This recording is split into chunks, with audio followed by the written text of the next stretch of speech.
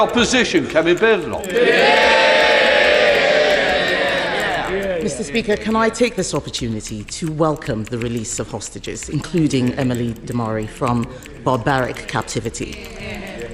I also know that the thoughts of many will be with the victims of the Southport killings. There are important questions to answer, and I will return to those after the case is concluded.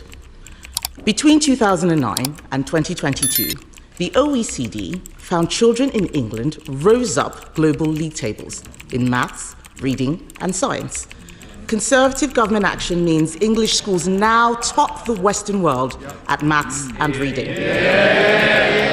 The Prime Minister's Schools Bill, which is being voted on in committee this week, reverses the improvements that made this happen. This bill is an act of vandalism. It is wrecking a cross-party consensus that lasted for decades. Why does the Prime Minister think that so many school leaders are criticising this bill? Prime Minister. Mr. Speaker, it was Labour that introduced academies in the first place to drive up standards. Academies are here to stay and will continue to drive up standards. That's what the bill is about. But also in that bill are important provisions for protecting children, including a provision to stop abusers taking children out of school, a unique identifier to ensure the whereabouts of all children are known. What did the Leader of the Opposition do? She instructed all of them to vote against those measures. Voting. He didn't even bother voting on that bill, Mr. Speaker. And he talks about safeguarding measures. That's not what the issue is. It's about the reforms that he is changing. We have an example of where these reforms were not introduced. Wales, which has been under Labour control for 2 decades. Welsh educational outcomes have tumbled down international league tables.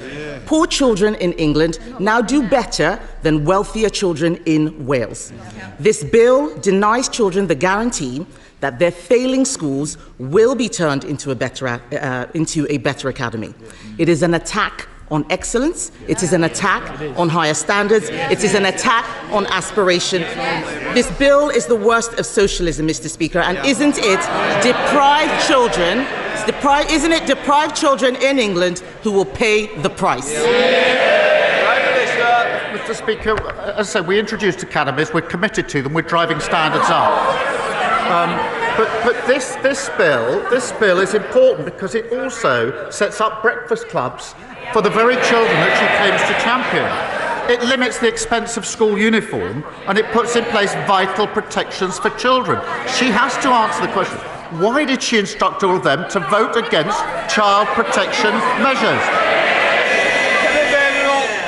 Mr. Speaker, the Prime Minister thinks that he can distract people from what is wrong with this bill. This is not about breakfast clubs and school uniforms.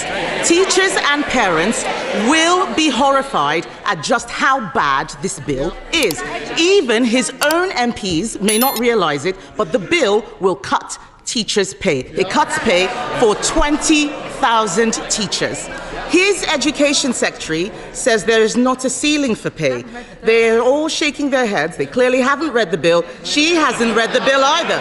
Because Clause 45 means teachers' pay will be capped. Did the Prime Minister know that the bill as it stands will cut teachers' pay? Mr. Speaker, we do need flexibility in our schools.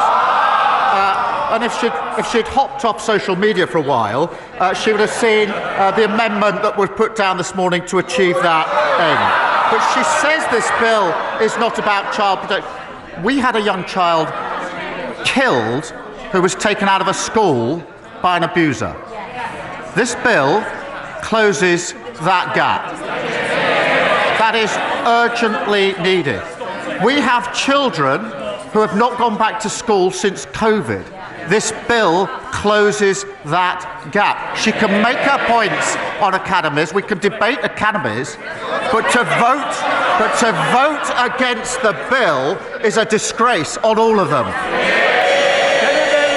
This is nonsense, Mr. Speaker, and the amendment he's talking about does not address this issue. He raises academies. That's exactly what I'm talking about. Like every other parent, I believe all our children should have the best teachers. Apart from cutting their pay, listen to what the head of Year 11, Mr. Speaker, at Michaela, the head of Year 11 at Michaela, the most successful school in the country, came from the armed forces. The headmistress says that with Labour's new rules, she would never have been able to hire him.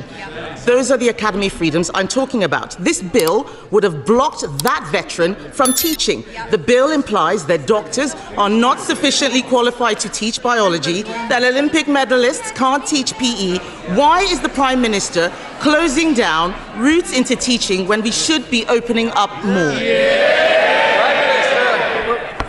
She knows that's not right. No, it's not. Look at the provisions in the bill. But to say there ought to be qualified teachers in our schools should not be extraordinary or opposed. We had far too many examples in our secondary schools under their watch of teachers missing when we needed maths teachers. They championed maths. We didn't have enough maths teachers in our secondary schools, and I want every single child to have the best possible education. Thank you, Mr. Speaker. Before Christmas, I received nearly 1,000 handwritten letters from pupils at St Peter's Secondary School in Exeter. Each letter strongly advocated for greater support to tackle the mental health challenges faced by young people, with many sharing deeply unsettling personal stories. I'm committed to improving local mental health services to help young people build the resilience they need to live happy and healthy lives. However, Mr. Speaker, I know these challenges are not faced and not unique to my constituency and are being faced by children across our country. So can the Prime Minister please outline what steps his government are taking to enhance mental health supports for our children nationwide? Prime Minister. Well, I thank him for raising an issue of huge concern in his constituency and in all constituencies. Far too many young people are not receiving the care that they need. So we will provide access to specialist mental health professionals in every school, recruit an additional 8,500 staff to deal with children and adult mental health services, and roll out our Young Future hubs in every community. Thank you, Mr. Speaker. Marcus Campbell-Savers. Thank you, Mr. Speaker.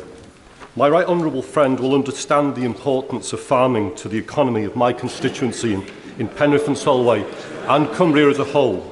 With recent reports of foot and mouth outbreaks in Germany and concerns being expressed over transmission to the United Kingdom, would the Prime Minister assure this House that all government departments are on high alert and vigilant in monitoring the situation, particularly at places of entry, including airports where meat import controls can be lax?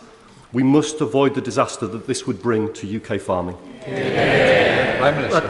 Thank him for his question. We will do whatever it takes, Mr. Speaker, to protect farmers from the risk posed by foot and mouth. And that's why we acted swiftly to ban the imports of cattle, pigs and sheep and their products from Germany to protect farmers. We will not hesitate, Mr. Speaker, to restrict imports from additional countries if the disease spreads. We will keep the situation under close and careful review.